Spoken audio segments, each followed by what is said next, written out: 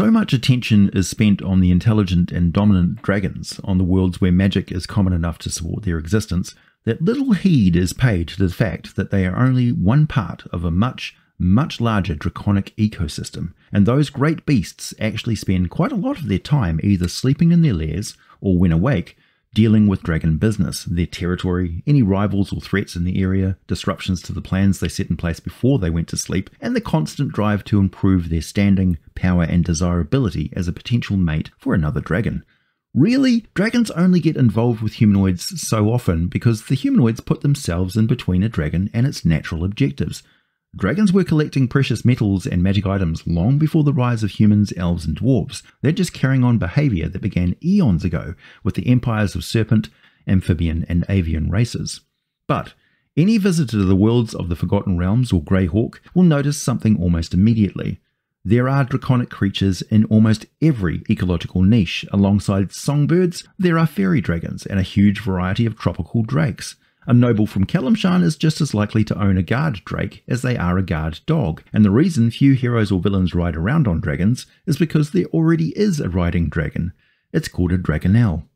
Dragonnel are far less intelligent than a true dragon. In fact, they're more like distant cousins of the true dragons. They barely even have scales, and only the adaptations to being superb flyers makes them look so much like true dragons. Up close, the differences are stark and obvious. With much more warty and reptilian skin, a more beak-like snout that still sports many sharp fangs, and seeing their behaviour around each other, these are social creatures, not solitary predators. They travel in groups, with males in their prime being more solitary but usually collecting a semi-permanent harem of females who cooperate in hunting and mutual defense, mainly against the far more intelligent and formidable cousins. Adult dragons are the Dragonnel's primary predator. Young dragons tend to use them as a kind of training fodder, as fighting Dragonnels has a lot of similarities to fighting other adult dragons, so the Dragonnels are very wary, even while being an apex predator in their own right.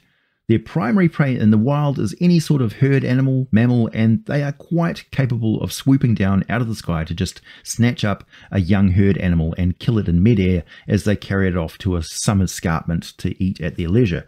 Just after their mating season, which is during the last month of the year, the females will leave the harem band to go lay their eggs in secret, burying them in warm, moist soil and then abandoning them, often going back to their harem band but sometimes getting enticed into another male's harem instead. The eggs incubate in clutches of 3 to 8 and are quite tolerant of colder temperatures than you might think they could handle. It's actually a lack of moisture that kills them faster than cold, so anything above freezing is usually fine. The hatchlings emerge around the start of spring, about 12 weeks after mating season. In fact, it's common for drakes and Dragonnel hatchlings to be quite abundant just around the vernal equinox, and many celebrations for the start of spring feature a lot of draconic themes in decorations and the naming of festivals and such. They are as common as fireflies, a bit of a pest in some areas, particularly regions where volcanic springs and such create perfect soil conditions for the incubation of drake and Dragonnel nests. Humanoids in these areas may actually have seasonal delicacies in the form of roasted drake hatchlings and string nets and such up around their villages to both catch a fair few of them and to protect pets and small livestock such as chicken, rabbits, cats and such from the swarms of hungry hatchlings. Drake skin leather is as common as alligator hide in large parts of Faerun and Karatur. So, the hatchlings grow quickly and are fully mature within only 3 years. So you can thank dragons for keeping their numbers down. Even so, drakes of all kinds can be as common as birds in some parts where game is rich, particularly on the coast. Colonies of saltwater drakes take the place of seabirds in warmer climates. Dragonnels are very widespread. Only in the coldest and driest areas are predators such as peritons, griffins and manticores far more likely, but as with all worlds where humanoids are abundant, their numbers have been in steady decline for many centuries, with virtually none to be found around the Sea of Fallen Stars, and in Greyhawk, the remaining wild populations are mostly found around Pomage. Even those are actually reintroduced into the wild from those raised in captivity. In order to raise them as mounts, they absolutely must be trained from the moment they hatch, and one must be constantly wary of these intelligent creatures, since a bad day in a stable can mean a bite almost as severe as that of a shark, or simply getting torn open with a couple of lightning-fast rakes from their claws as quick and as swift as a kick from a horse. When I say intelligent, I mean they can understand you when you speak to them. Although they can't talk with words, they certainly can let you know what they're thinking, and most trainers have conversations with their Dragonnels like they are children, and their mounts can be like temperamental, vain and greedy friends. The advantage of having a mount with such high intelligence is huge, of course, but it comes with a very hefty cost in time, effort and upkeep. Unlike dragons, Dragonnels can only eat meat, red meat, and lots of it. Just one adult Dragonnel consumes the equivalent of 2 whole cows or horses every month. In the wild they're quite fussy, but thankfully they're not too fussy about what that fresh red meat is in captivity, be it farm-raised beef or a cart full of sewer rats. They may make a show of being fussy just to be difficult, but dietarily either will keep them in perfect health. In the wild, particularly in colder climates, the Dragonnels thrive on a voracious diet that includes fish, rodents, birds and any sort of mammal shy of a mammoth.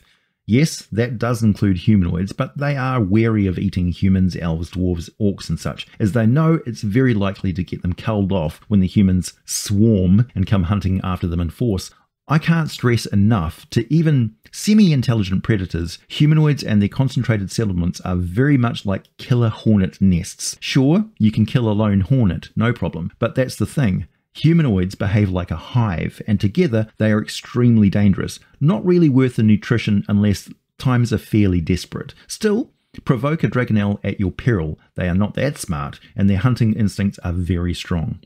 Normally, a prospective Dragonnel trainer must find a clutch of eggs, though you can purchase the eggs rarely for about 5,000 gold coins on the open market, and trained young Dragonnels can be sold between qualified trainers for around 7,500 gold in places where they are more commonly raised as mounts. Training them from hatching takes about 5 years. A trained Dragonnel is controlled with a short goad with a metal tip and a weighted butt, with 4 reins, 1 pair attached to each of the creature's jaws. Any trainer will tell you they are loyal creatures, but also evil, cunning, and malicious. Hatchlings emerge as glossy black as their leathery eggs. Their underbelly has a distinctive red stripe, and as they age, this fades to grey, and the rest of its hide also lightens, with the sides fading to a dark red-violet. Adults have maroon-coloured spines on their back and white frills on their head that they use, combined with vocalizations, posture, and displays of either aggression or supplication, to communicate amongst themselves. Adults do range in colour, from the more common red-brown for the females to the strongest males being a much brighter gold colour. They are lean and graceful with longer legs than your average true dragon, which is a distinctive sign. Adults stand between 5 feet or 1.5 metres tall at the shoulder and are at least 10 feet or 3 metres long from nose to tail and have an impressive 30 foot or 9.1 metre wingspan. These wings give them quite a lot of lifting power, even clad in some light leather barding, which raises their natural armor class of 13 up to an armor class of 16, weighing around 180 pounds and costing about 600 gold coins. Dragonnels can carry riders at full flying speed as long as the load doesn't exceed 360 pounds or 163 kilograms. Otherwise, they will just simply refuse to fly.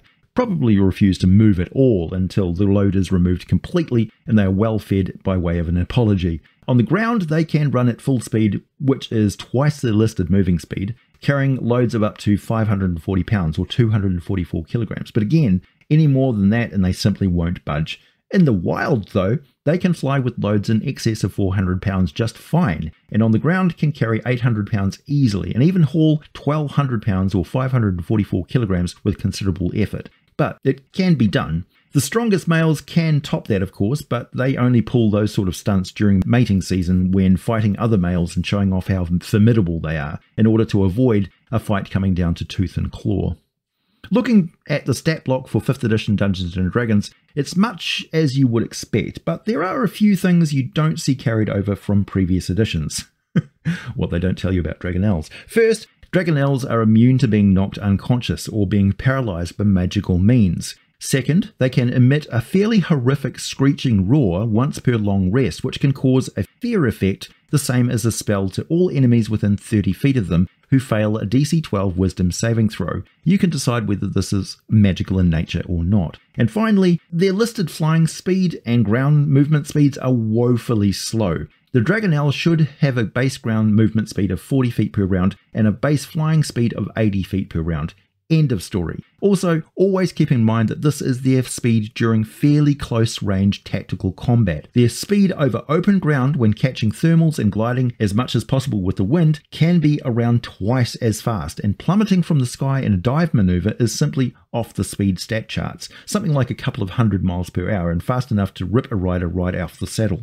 In combat, the Dragonnels prefer flyby rending attacks with their claws, making 2 slashing attacks, +5 to hit, doing 2d6 +3 slashing damage each, plus any flyby attack they make doesn't invoke attacks of opportunity when they fly out of their opponent's reach.